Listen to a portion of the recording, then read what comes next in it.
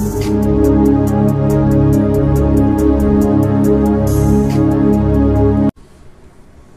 ప్రభువును మన రక్షకుడు అయిన యేసుక్రీస్తు నామమున అందరికీ వందనాలండి. దేవునికి స్తోత్రాలు. ఆశీర్వాదమునకు కారణభూతుడైన దేవుడు, మన ప్రార్థన ఆలకించి మనలను దీవించే గొప్ప దేవుడు, మన జీవితాలలో మనకు అనుగ్రహించిన ఈ నూతన దినమును బట్టి సమస్త మహిమ ఘనత ప్రభావములు యేసయ్యకే కలుగునుగాక.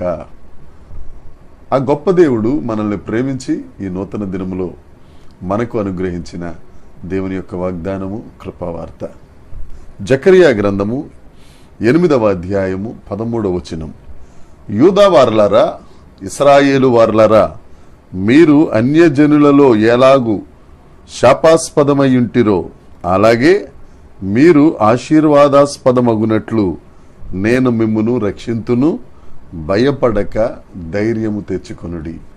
దేవునికి స్తోత్రం కలుగునుగాక, దేవునికి మహిమ కలుగునుగాక. ప్రభునందు ప్రియమైన సహోదరి సహోదరులారా, ఈ వాగ్దానం చాలా సంతోషాన్నిచ్చే వాగ్దానం, చాలా బలాన్నిచ్చే వాగ్దానం, చాలా ధైర్యాన్నిచ్చే వాగ్దానం. ఈ వాగ్దానంలో దేవుడు మనతో మాట్లాడుతున్నాడు. యూదా వారలారా, ఇజ్రాయేలు వారలారా, మీరు అన్యజనులలో ఎలా శాపాస్పదంగా ఉన్నారో నేను మిమ్మలను ఆశీర్వాదాస్పదంగా మారుస్తాను. భయపడొద్దు, ధైర్యం తెచ్చుకొనండి. దేవునికి స్తోత్రం. నా ప్రియ సహోదరి సహోదరుడా, ఆశీర్వాదకరంగా ఉండాల్సిన నీవు శాపాస్పదమైపోయావేమో.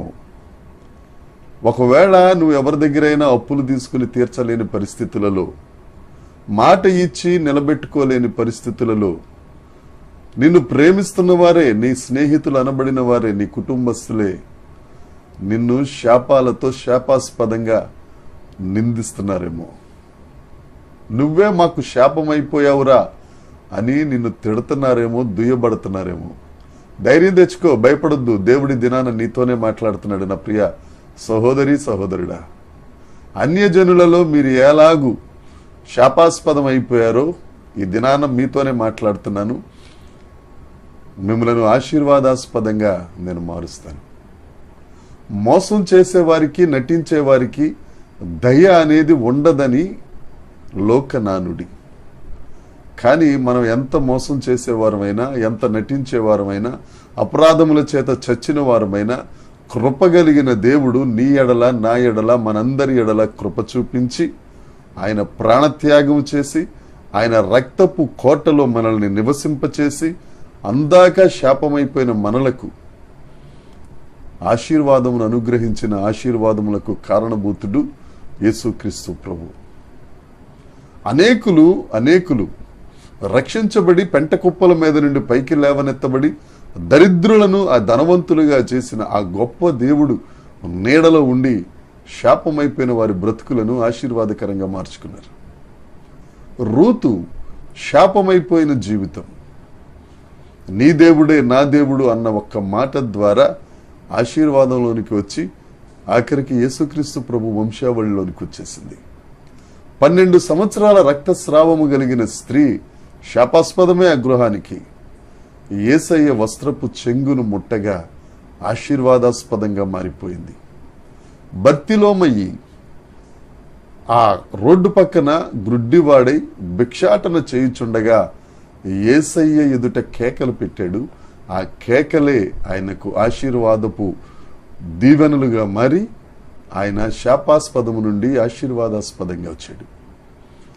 ఆఖరికి యేసుక్రీస్తు ప్రభువు శాపాస్పదమైన మనందరి కొరకు తన ఆఖరి రక్త బొట్టు వరకు రక్తాన్ని చిందించి శాపమైపోయిన మనలందరినీ, దరిద్రులమైపోయిన మనలందరినీ ధనవంతులుగా చేయుటకై, ఆశీర్వాదంగా చేయుటకై ఆయన ప్రాణత్యాగము చేసి తిరిగి లేచిన సజీవుడు ఈ దినాన్న నీతో మాట్లాడుతున్నాడు. భయపడొద్దు, ధైర్యం తెచ్చుకో.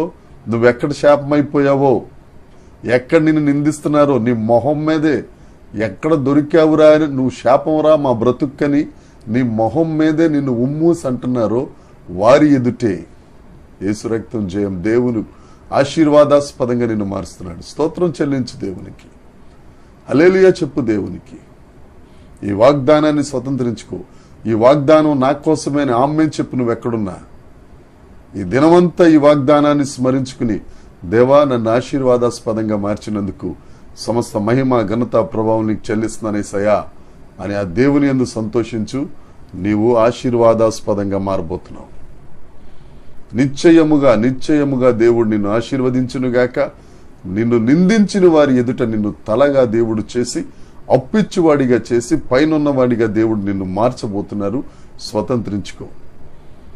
దేవుడి వాగ్దానమును దీవించి ఆశీర్వదించి మనందరి వినికిడిలో ఫలభరితము చేయునుగాక.